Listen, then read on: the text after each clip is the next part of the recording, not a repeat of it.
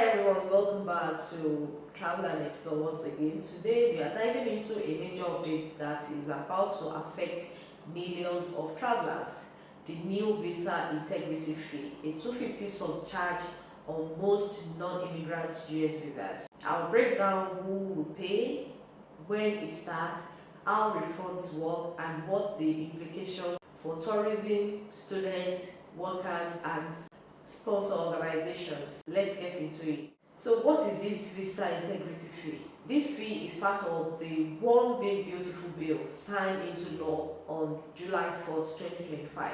It mandates a non-waivable $250 surcharge on virtually all non-immigrant visas, including tourist B1, B2, student FMJ, visa H1B, LOPR, and other temporary visas. The exact start date is still being finalized, but it is expected to take effect either October 1st, 2025 at the start of FY 2026 or possibly January 1st, 2026. The fee covers a fiscal year starting October 1st, 2024 through September 10, 2025 and then continues annually with inflation adjustments each year.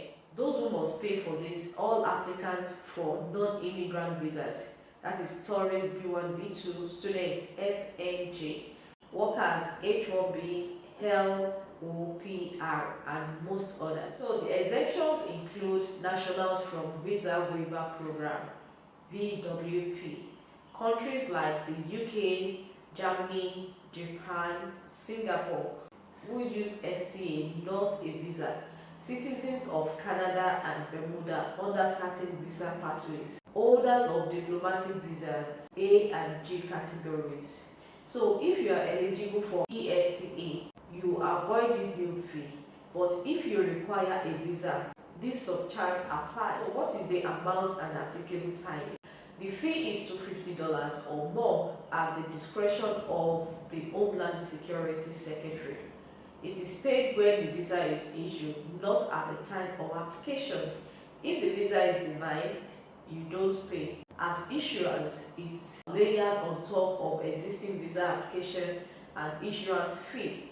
For example, a standard tourist visa B1, B2 currently costs $185. With the new fee, that rises to $435.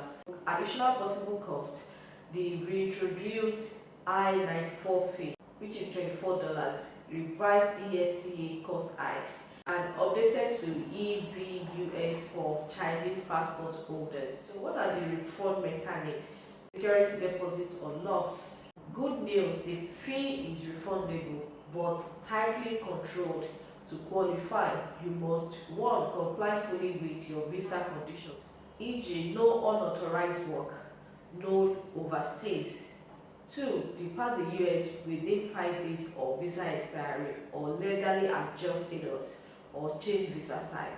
This resembles a security deposit. Pay upfront, and if you follow the rules, you get it back. Otherwise, it's forfeited to the US Treasury. But there are no official guidelines yet for how the refund process works. DHS has not released the online portal forms or timeline to apply. Immigration attorneys urge visa holders to treat the fee as potentially non-refundable, at least initially. This legislation goals reduces visa overstay and improve compliance, rates funding for border security, DHS, ICE, detention. It serves as a financial incentive to follow visa terms, similar to a compliance deposit. However, critics argue it acts as a deterrent to travel, education, and employment abroad. The extra cost on work visa impacts talent mobility, e.g. H1B holders already pay $205, adding $250 increases into $455. The US Travel Association warns this as a self-imposed tariff on traveling and could worsen the ongoing 6% decline in international visitation. Move on to global and industry concern. Travel and tourism sectors are voicing concern diminish interest ahead of events like the 2026 World Cup and 2028 Olympics, with the ESTA fee doubling from $21 to $40, and the new surcharge short-term visits get pricier, makes the US less competitive. Immigration attorneys are warning of added bureaucracy and complexity, especially for refund processing and compliance verification. Universities and employers may also feel the strain.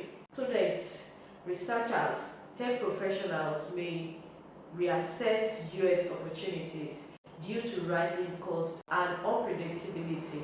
Deep pocket sponsors, employers, institutions may need to absorb or aid fee payments. Now, what do you do? If you are planning to visit the US next year, apply before October 1st, 2025 to beat the fee surge. Track the DHS State Department updates for implementation details.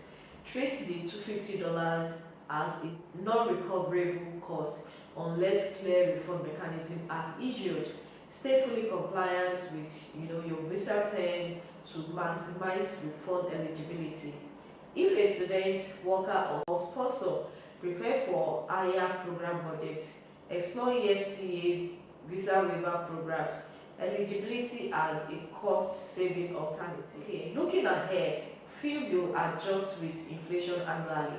DHS has authority to increase the fee further via administrative rulemaking. Stakeholder pushback could prompt legislative tweaks or expanded refunds, especially if tourism suffers. The evolving interplay of border policy and global mobility might see this fee into broader biometrics or entry-exit fee infrastructure. So here's the final takeaway. A 250 visa integrity fee is headed your way if you need a non-immigrant US visa. The start date is tentatively October 1st, 2025 or January 1st, 2026. Stay updated. Fees is mandatory at issuance, layered atop existing visa charges. Then the fourth thing is possible refund, but only with strict compliance and mechanics still to be determined. Fifth, exempt if you are eligible for under ESTA, diplomatic or special categories.